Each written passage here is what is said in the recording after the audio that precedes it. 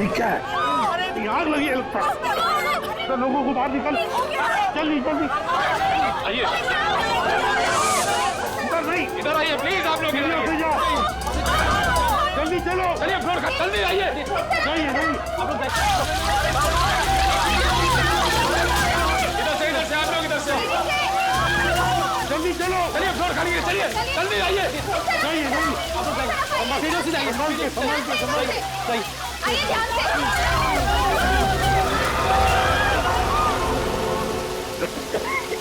किशन, ये कोई आग वाला धुआं नहीं है, इसकी गंदी कुछ अलग है। ये धुआं किसी और चीज का है, किसी केमिकल का।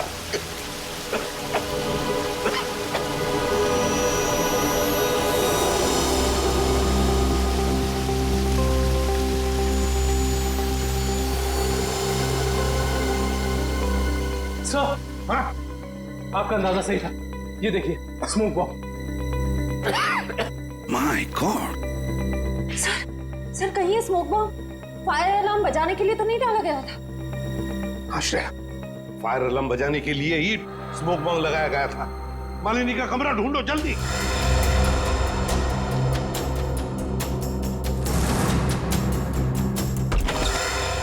अरे बेड तो खाली है। ये मालिनी जी कहाँ चली गई होंगे? ऐसा लगता है मालिनी जी जान खतरे में है। स्टाफ को बुलाओ, हॉस्पिटल के वार्ड में से एक मरीज गायब होता है और किसे कुछ पता नहीं। वाह, हम भी क्या करते साहब, जब हॉस्पिटल में भगदड़ मची तो हम अपनी जान बचाने के लिए यहाँ से भाग गए। क्या तुम लोग जान बचाने के लिए भागे, मरीज को ऐसे ही छोड़कर? शर्म नहीं आई तुम्हें? सर, ये अचानक कैसे हुआ पता भी नहीं चला। हम मालिनी जी के परिवार वालों को बताने ही वाले थे कि उनकी मौत हो गई है। पर क्या? उनकी मौत हो चुकी है? जी सर, इसका मतलब किसी ने मालिनी जी की लाश को गायब किया है। और सर ये काम किसी हॉस्पिटल के बाहर वाले का नहीं हो सकता। सर, आपसे एक रिक्वेस्ट है, ये बात आप अपने तक ही रखिएगा। अगर मीडिया वालों को मालूम पड़ा तो हमारी इज्जत और हॉस्पिटल की इज्जत मिट्टी में मिल जाएगी। सर चुप रहिए प्लीज सर, प्लीज चुप रहिए प्लीज। लाश गायब हुई है हॉस्पिटल से, पर आपको अपनी और इस हॉस्पिटल की इज्जत की पड़ी है। हाँ? एक बात ध्यान से सुन लो, तुम्हारे इस हॉस्पिटल का एक एक दरवाजा, एक एक खिड़की अभी इसी वक्त बंद चाहिए मुझे। एक चिड़िया तक बाहर नहीं जानी चाहिए, समझे? जी सर। सुना तुमने? गो इमीडिएट। दुष्यंत, हॉस्पिटल का कोना कोना छान मारो, कहीं तो छुपा के रखी होगी मालिनी की लाश को, कहीं तो। हाँ।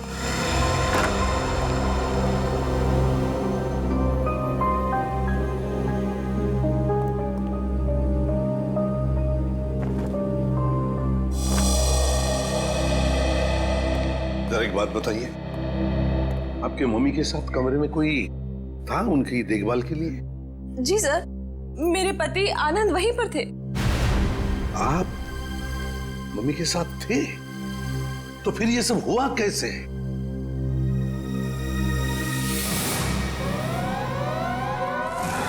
जैसे ही फायर अलार्म बजा तो मैं वार्डरूम के बाहर आया, ये देखने के लिए कि क्या माजरा है।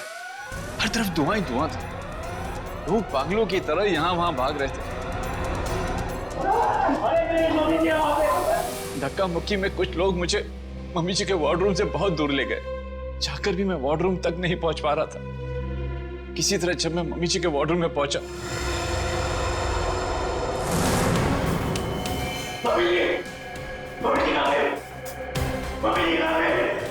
तो मम्मी जी वहां पे थी ही नहीं। सर प्लीज प्लीज मम्मी जी को ढूंढ निकालिए। सर हर जगह चेक कर लिया, मालिनी जी की लाश कहीं पर भी नहीं है। और सर मॉर्ग में भी चेक किया, लाश वहां भी नहीं। इसका मतलब है जिसने भी ये किया है वो मालिनी की लाश को हॉस्पिटल के बाहर ले जा चुका है। काम करते हैं, हॉस्पिटल की गेट पर जो सीसीटीवी कैमरा लगा हुआ है उसका फुटेज चेक करते हैं।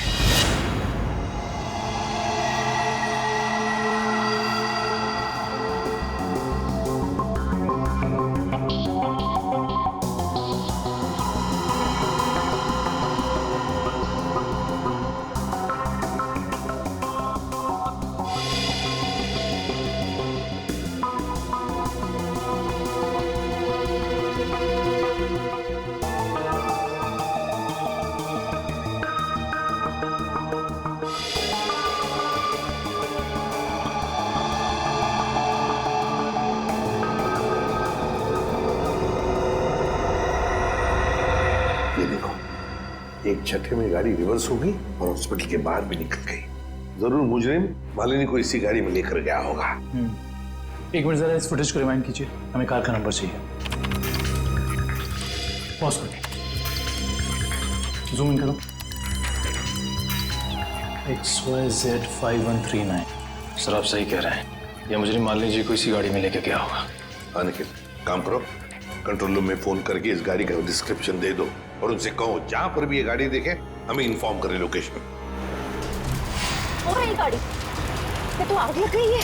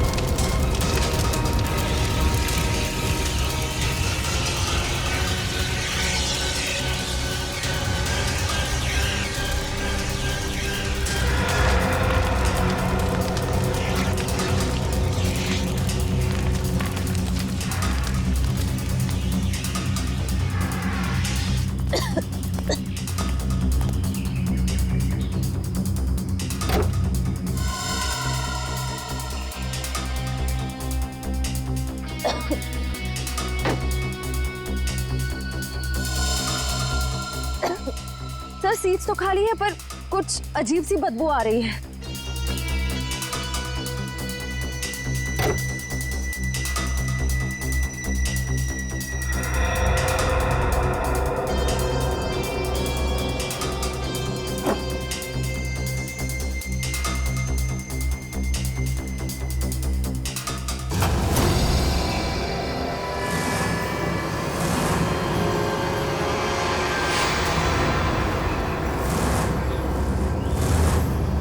सर ये लाश तो जल चुकी है। शायद सबूत मिटाने के लिए उन्हीं ने मालिनी जी की लाश को जला दिया। आप इतने यकीन से कैसे कह सकते हैं कि ये लाश मेरी माँ की है? इसका चेहरा तो बुरी तरह जल चुका है। देखिए,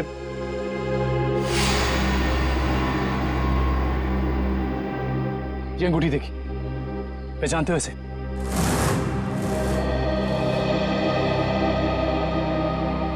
तो मेरी माँ की अंगूठी।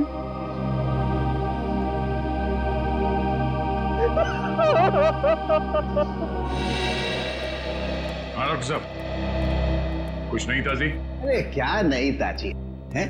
दया, लाशों से बात करना कोई आसान है क्या? और लाश भी जली हुई हो और मुश्किल हो जाती है ना। आप तो हमेशा कहते थे कि सालुंकी के लिए कोई काम मुश्किल नहीं है, वो तो नहीं दया, खूनी ये सोचता था कि लाश को जला देगा तो हमारा इन्वेस्टिगेशन शुरू होने से पहले ही अटक जाएगा, हमारी नैया बीच भंवर में अटक जाएगी। तो इस अटकी हुई नाव को बाहर निकालिए ना सर। हैं? आप कुछ ना कुछ रास्ता तो निकाल ही लेंगे आप। आपको पता है फ्रेडी आपके बारे में क्या बता रहा था? फ्रेडी क्या कह रहा था मेरे बारे में? नहीं, ऐसा कुछ खास नहीं। वो कह रहा था कि डॉक्टर सालुंकी की उम्र हो गई। अब बहुत ज्ञान है आपको। हाँ देखो दया, जो लोग मेरे संन्यास लेने के बारे में सपने देख रहे हैं ना, उन्हें जाके बोल दो अपनी नींद से जाग जाए। मैं संन्यास नहीं लेने वाला हूँ ना, मैं तो इस केस को सॉल्व करने के बाद स्विट्जरलैंड जाने वाला हूँ। कहाँ जाने वाला हूँ? स्विट्जरलैंड। एग्जैक्टली। हम भी चलेंगे आपके साथ स्विट्जरलैंड, पर पहला कदम तो उठाइए इस केस को सुलझाने की ओर। पहला कदम तो उठ चुका है भाई। अच्छा, ये देखो, ये देख लो, ये क्या? ये सर बॉडी जलने की वजह से हो गया है? जी नहीं, ये बॉडी को फिनाइल से धोने की वजह से हो गया। क्या इस लाश को फिनाइल से धोया गया? हाँ, खूनी ने लाश को अस्पताल से गायब करने से पहले उसको फिनाइल से अच्छी तरह से धोया ताकि लाश का केमिकल कंपोजिशन ही बदल जाए। खूनी ने हर कदम इसी मकसद से रखा है ताकि हमारे रास्ते में ज्यादा से ज्यादा कठिनाइयां आ सके। इस लाश को पहले फिनाइल से धोया और फिर इसे आग लगा दिया? जी हाँ, और सबसे पहले क्या जलाए? सबसे पहले जलाए बाल, क्योंकि बालों में सबसे ज्यादा और सबसे पहले असर होता है जहर का। सर काव्या ने बताया था ना कि शायद जहर सपना ने दिया है मालिनी जी को। हाँ, इसीलिए तो जला दिए ना भैया, सबसे पहले बाल, क्योंकि जहर दिया था। मतलब ये सब सपना का ही काम है।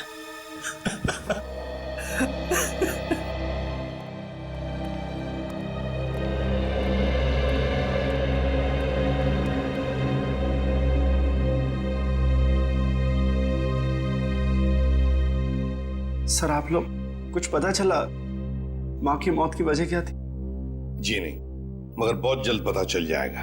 पता तो चल गया है ना सर, सपना ने ही जूस में जहर मिलाया था। बस कीजिए भाभी, इनफ। हर चीज की खाद होती है। डॉक्टर साहब आप बताइए ना इन्हें। देखिए, मैं इनका फैमिली डॉक्टर हूँ। सपना ने जूस में ब्लड प्रेशर की दवाई मिलाई थी, जो मैंने ही उसे कहा था। ओह अच्छा। अच्छा एक बात बताइए, क्या लगता है आप लोगों को कौन कर सकता है ये? कौन मार सकता है आपकी माता जी को? मैं कुछ कहना चाहूँ। आप?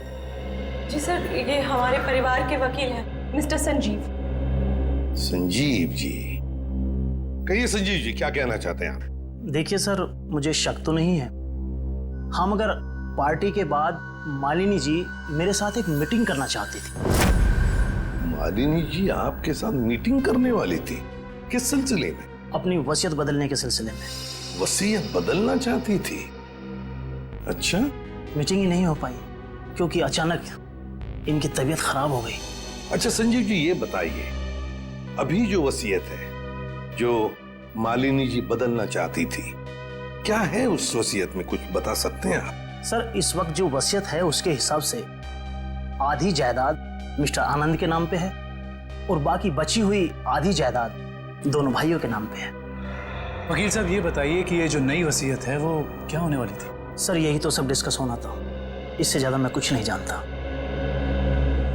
मालिनी जी की अचानक तबीयत बिगड़ गई और मीटिंग हो नहीं पाई।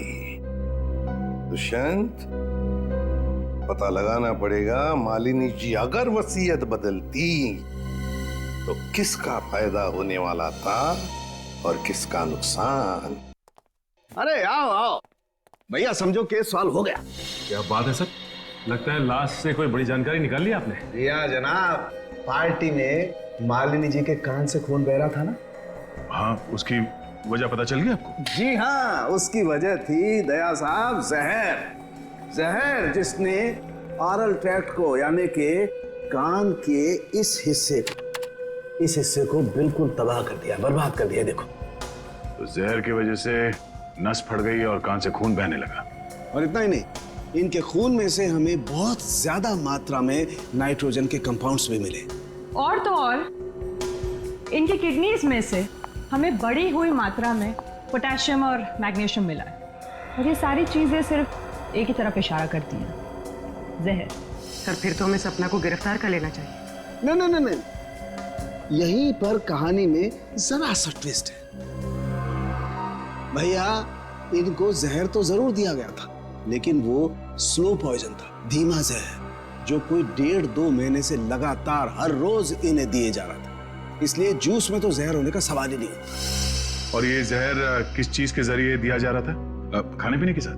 यार दया, ये गुत्थी थोड़ी सी उलझी हुई है, but why fear when Salu case here. तुम चिंता मत करो, इस जहर से भी मैं सच उगलवा के रहूंगा। ठीक है सर, आप इस जहर से सच उगलवाइए, तब तक मालिनी के घर वालों से सच उगलवाते हैं। क्योंकि वो जूस जो सपना ने मालिनी जी को दिया था उसमें जहर नहीं था। मालिनी जी की मौत स्लो पॉइजनिंग से हुई है।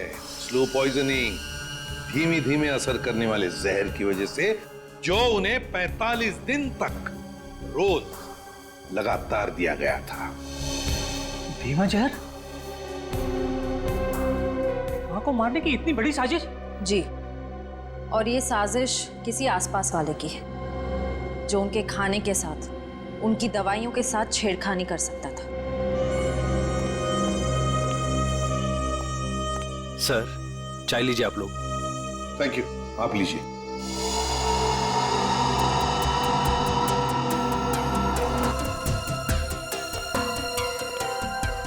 एक मिनट, मैं पी लूं।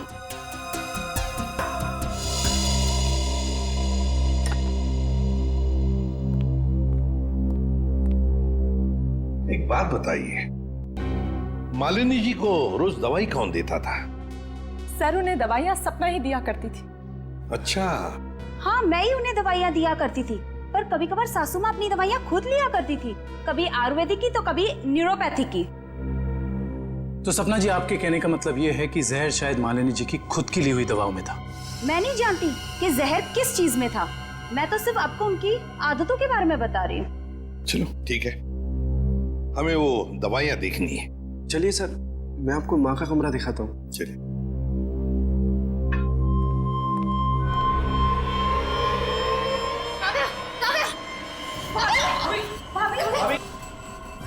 भाभी क्या हुआ आपको? भाभी सांस लेने में दिक्कत हो रही है। सुरेश, पानी लाओ। अरे पानी लाओ। दुष्यंत, लता इनकी तबीयत बिगड़ती जा रही है, जल्दी से एम्बुलेंस बुला लो और हॉस्पिटल ले जाओ इसे। श्रेया, तुम भी जाओ साथ में।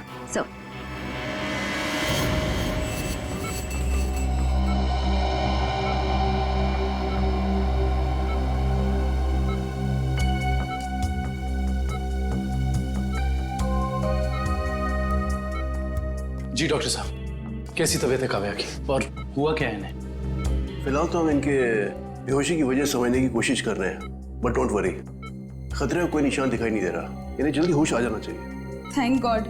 वैसे भी सासू माँ के मौत के सदमे के बाद हम उभर नहीं पाए। कम से कम काव्य भाभी को कुछ नहीं होना चाहिए। डॉक्टर साहब, इन्हें जैसी होश है हमें बता दीजिएगा। या श्योर। Thank you.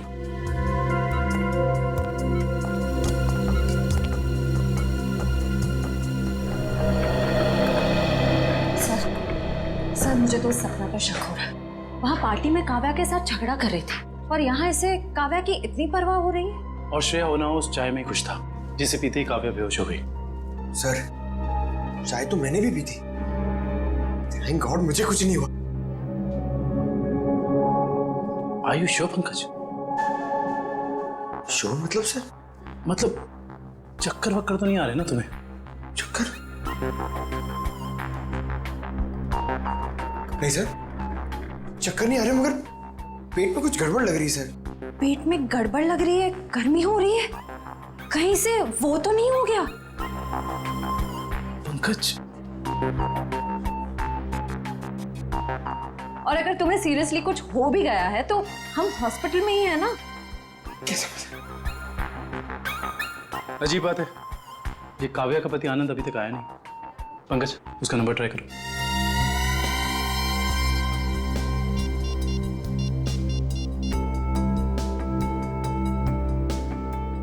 सर, उसका फोन बंद आ रहा है।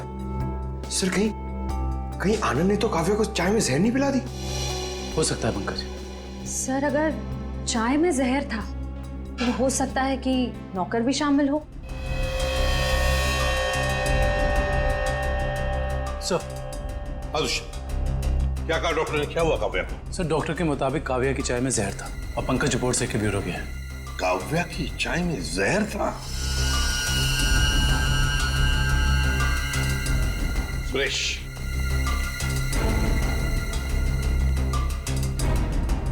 तो बताओ सुरेश, चाय में जहर कहां से आया? चाय में जहर कहां से आया? मैंने कहा था जहर डालने के लिए, ना मैंने डाला सर। सब पता चल जाएगा।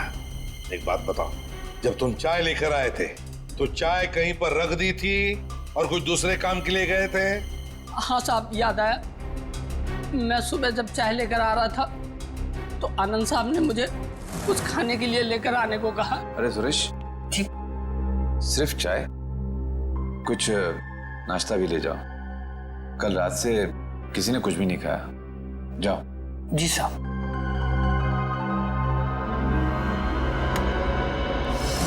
आनंद कहाँ है? सर, ये अपने रूम में सो रहे हैं।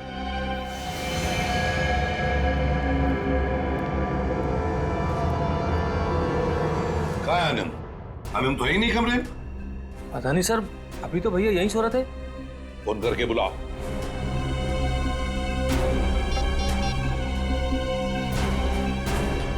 सर, घंटी जा रही, भैया फोन नहीं उठा रहे। घंटी बज रही है पर भैया फोन नहीं उठा रहे हैं। सर, जब सुरेश चाय लेके आया था सर, बिस्किट तो था ही नहीं। और तो और सर, जब चाय आई तो वहाँ पे आनंद भी नहीं था, तो आनंद को पता कैसे चला कि कौन सा कप किसके हिस्से में जाने वाला है? हाँ वाकई आनंद तो वहां था ही नहीं चाय पीने के लिए। जब ये सुरेश सबके लिए चाय लेकर आया था तो सारे के सारे चाय के कप एक जैसे ही थे। उसमें एक मग था, मग बड़ा सा, जो काव्या ने उठाया था। तो हो सकता है वो काव्या का खास मग हो जिसमें वो हर बार चाय या कॉफी पीती हो। हाँ सर। और ये बात आनंद को मालूम थी। हेलो एसीपी साहब, मैं डॉक्टर सुमित। हाँ डॉक्टर सुमित, बोलिए। एसीपी साहब, आप जल्दी चले आइएगा, मुझे आपको कुछ जरूरी बात बतानी है। क्या हुआ डॉक्टर सुमित? ये काव्या तो ठीक है ना? हाँ वो ठीक है, मैं आपको फोन पे नहीं बता सकता, आप यहाँ जल्दी चले आइएगा। हेलो, लगता है बहुत बड़ी गड़बड़ हुई है हॉस्पिटल में। Let's go. लिस्ट बना के दोबारा से डिटेल मुझे दे देना, ठीक है? बाकी सब मैं देख लूंगी। डॉक्टर सुमित कहाँ मिलेंगे? सर उन्हें तो आईसीयू में भर्ती किया है। डॉक्टर सुमित को आईसीयू में भर्ती किया है? क्यों? सर एक बहुत बड़ा हादसा हो गया। डॉक्टर सुमित अपने कैबिन में खून में लथपथ मिले सर, और उनके सर पे बहुत गहरी चोट आई है। माय गॉड, क्या मिल सकते हैं उन्हें? फिलहाल तो नहीं सर, वो कोमा में है। होश में कब आएंगे नहीं पता। दुष्यंत, जरूर ये वही मुजरिम है जो ये सब कर रहा है। वो अभी भी हॉस्पिटल में ही है, पहले मालिनी के साथ और अब डॉक्टर सुमित के साथ। काव्या सर, कहीं उस मुजरिम का अगला निशाना काव्या तो नहीं? काव्या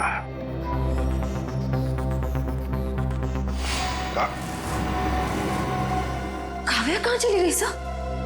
कहीं काव्या को भी तो गायब नहीं किया उसने? श्रेया, ये जो भी कोई है, अगर इसने काव्या को भी गायब किया तो वो हॉस्पिटल के मेन गेट से ही बाहर जा सकता है। और सर शायद डॉक्टर सुमित को भी उस खूनी के बारे में पता चल गया होगा, इसलिए उन पर भी हमला हुआ।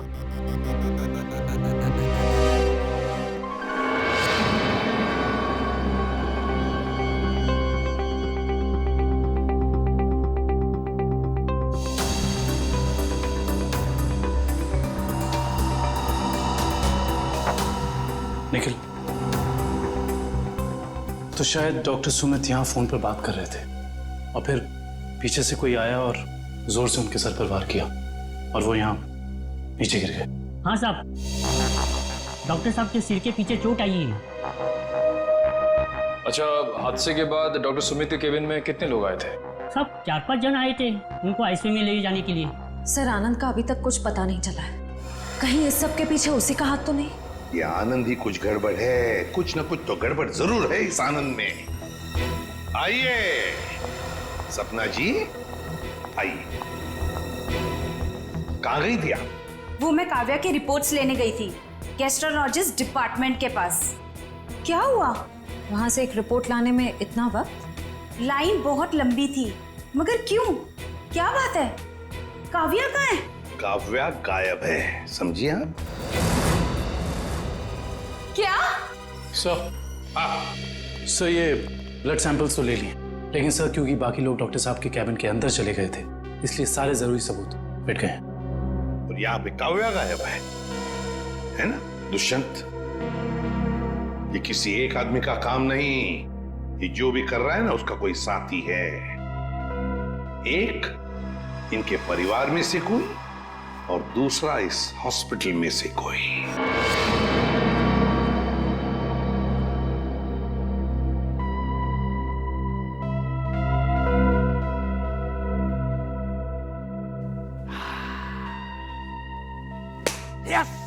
Yes, eureka!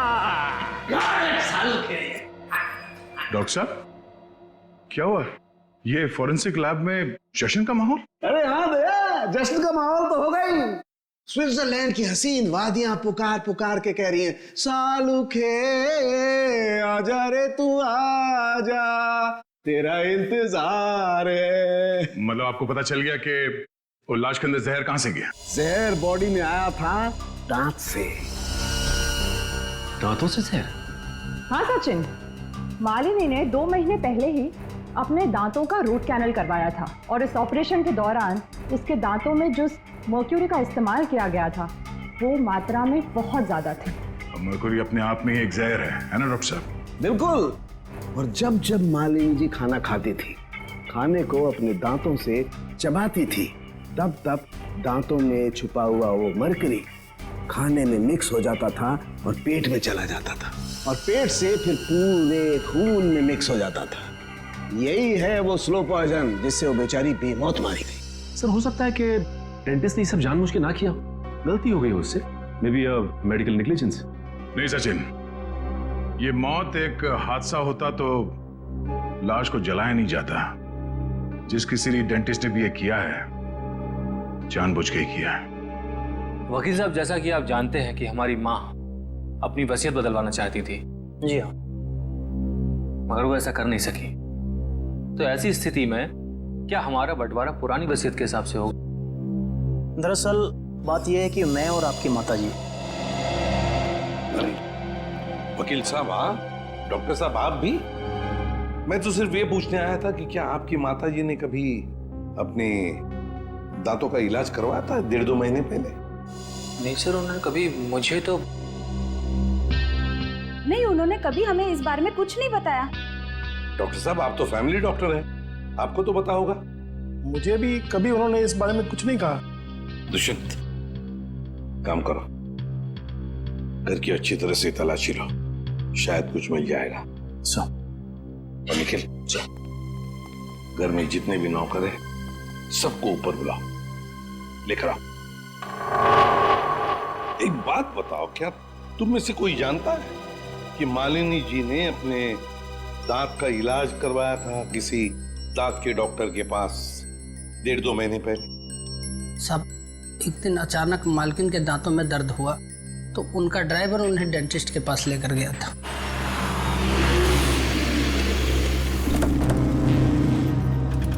सर, यहीं पे छोड़ा था हमने उन्हें। उसके बाद किधर गई वो तो मालूम नहीं मुझे। ठीक है, आसपास जितने भी डेंटिस्ट है ना, सब चेक कर लेते हैं। तुम लोग उधर देखो।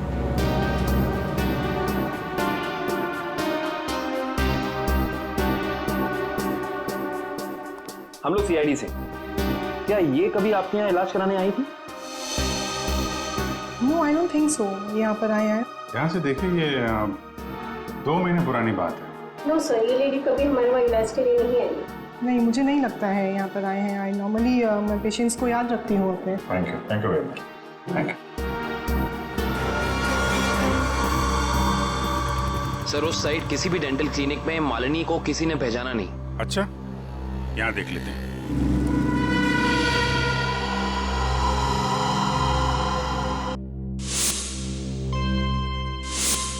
सीआईडी वाले आ गए। तुम्हें मालूम है ना तुम्हें क्या करना चाहिए?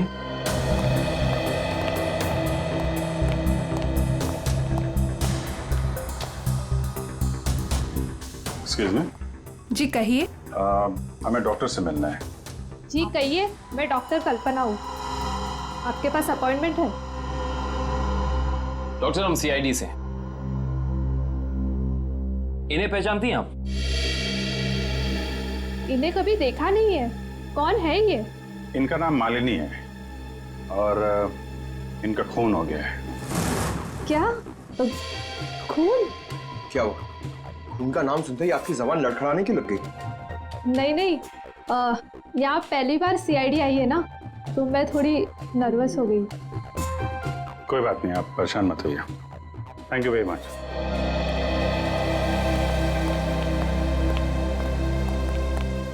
अरे सर, आप लोग अभी तो आए, इतनी जल्दी जा रहे हैं? डॉक्टर प्रतीक ने ठीक से इलाज नहीं किया क्या? डॉक्टर प्रतीक? यहाँ तो कोई लेडी डॉक्टर है ना? No no, no lady, no lady, only gents, only gents. Doctor Prateek. अच्छा अच्छा।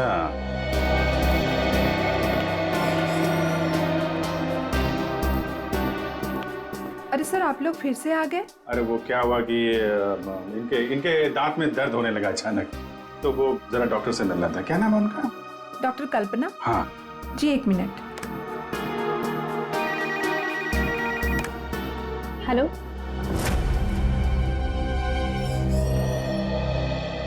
क्या हुआ सर?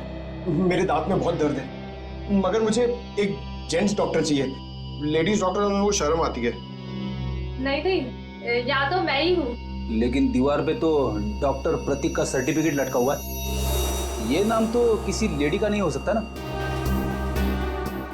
चेक कर लेते हैं एक बार। सर कहाँ जा रहे हो? डॉक्टर प्रतीक। डॉक्टर प्रतीक।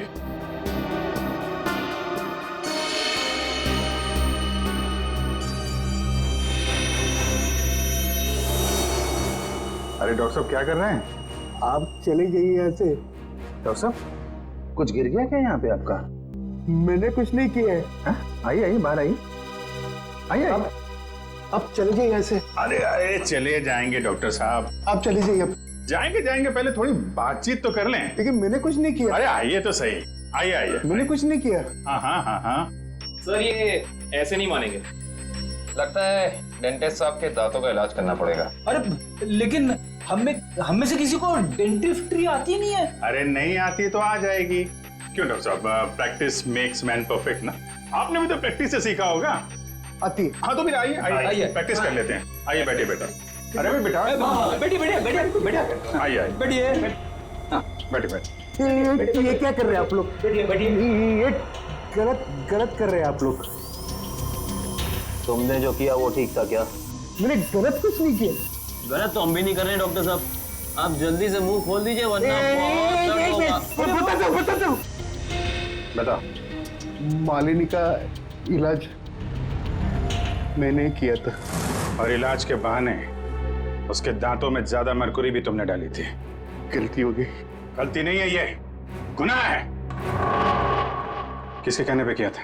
मुझे नहीं मालूम। पता आनंद पैसे दिए थे मुझे इसलिए। कहाँ मिलेगा ये? भाई को था।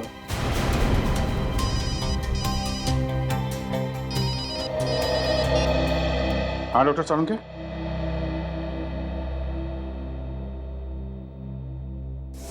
क्या? आनंद रुक जाओ। आनंद गोली चल जाएगी। आनंद रुको। आनंद!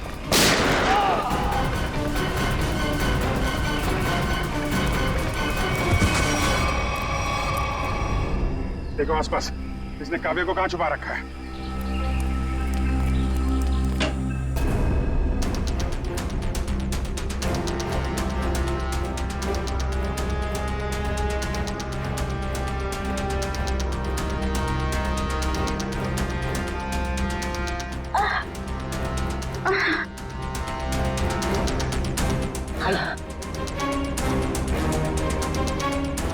चलो।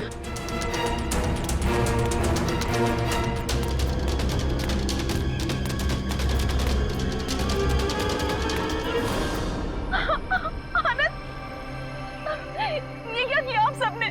मेरे पति को मार डाला। आनंद उठो। सर, इनके प्यार को तो देखकर ऐसा लगता है कि अगर इन्हें ऑप्शन दिया जाए कि ये मर जाए और इनका हस्बैंड जिंदा हो जाए तो वो ऑप्शन जरूर ले लेंगी। क्यों नहीं सर, ये तो एक भारतीय नारी का फर्ज है ना। पर अफसोस मेरे पति खुद ही मुझे जिंदा नहीं देखना चाहते थे। ये तो भगवान का शुक्र है कि मेरी चाय में जहर थोड़ा कम था, वरना आज आपको यहाँ मेरी लाश मिलती। अभिजीत, काव्या की चाय में जो दवाई के ट्रेसेस मिले हैं उससे किसी की जान नहीं जा सकती। एक मिनट, आपको कैसे पता चला कि आपकी चाय में जहर कम था? वो सर अभी आप ही ने तो कहा। अरे हमने कब कहा? हाँ याद आया, आनंद ने बताया था। हाँ? आनंद कैसे बताएगा? आनंद बेचारा तो खुद ये बात नहीं जानता था। ये बात जानती थी तो सिर्फ एक औरत, और वो औरत तुम हो काव्या। आनंद, तुम जिंदा हो। मेरे साथ इतना बड़ा धोखा। क्या करें, लोहे को लोहा काटता है, उसी तरह धोखेबाज का एक ही इलाज है, धोखा। जब डॉक्टर प्रतीक ने हमें बताया कि आनंद 22 गोदाम में मिलेगा,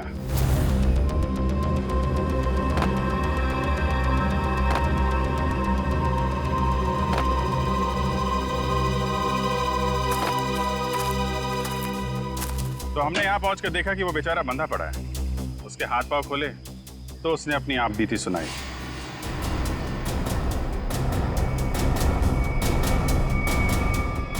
किसने किया ये सब है? ये सब मेरी देवी काव्या ने किया है सर।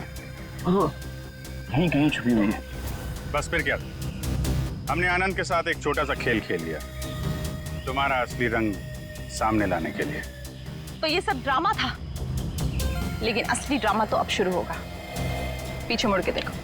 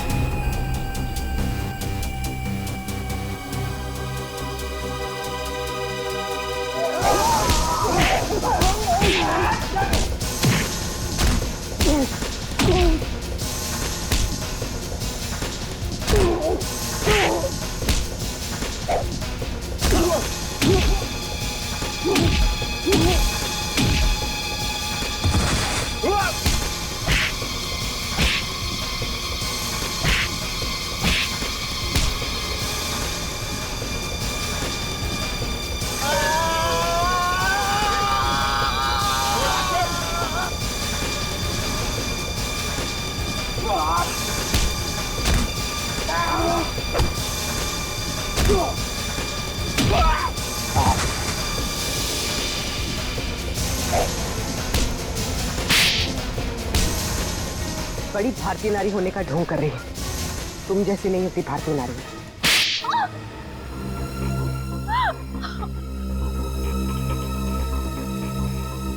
सासू माँ ने आधी जायदाद आनंद के नाम कर दी थी, और आनंद अपने भाइयों से बहुत प्यार करता था, तो वो अपनी जायदाद का हिस्सा भी अपने भाइयों को देना चाहता था।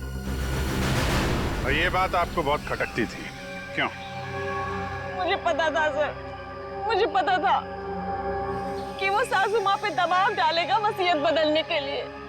इसलिए तुमने उन्हें डॉक्टर प्रतीक के पास भेजा, उनकी दांत की तकलीफ का फायदा उठाकर, ताकि इससे पहले कि वो अपनी वसीयत बदले उनकी मौत हो जाए। हाँ सर, और मैंने प्रतीक से कहा अगर वो पकड़ा जाए तो मेरा नहीं आनंद का नाम ले, ताकि आपके सास यानी मालिनी जी के खून के जुर्म में आनंद यानी आपका पति फंस जाए, जिससे 25 करोड़ की आधी जायदाद आपकी हो जाए। हॉस्पिटल में डॉक्टर सुमित तुम्हारी सच्चाई जान गए थे, इसलिए उन पे भी हमला किया तुमने।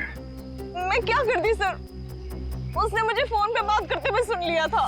अब बारी है खेल के दूसरे पड़ाव की, जिसमें हम दुनिया को ये दिखाएंगे कि मेरे पति परमेश्वर यानी कि मिस्टर आनंद कुमार ने अपनी ही पत्नी को अगवा कर लिया। तो डॉक्टर सुमित को कोमा में पहुंचा दिया, अपने पति की किडनैपिंग की और मालिनी जी का खून कर दिया। दौलत की भूख मिटाने के लिए इतने सारे जुर्म किए तुमने, लेकिन सजा सिर्फ एक ही मिलेगी, फांसी।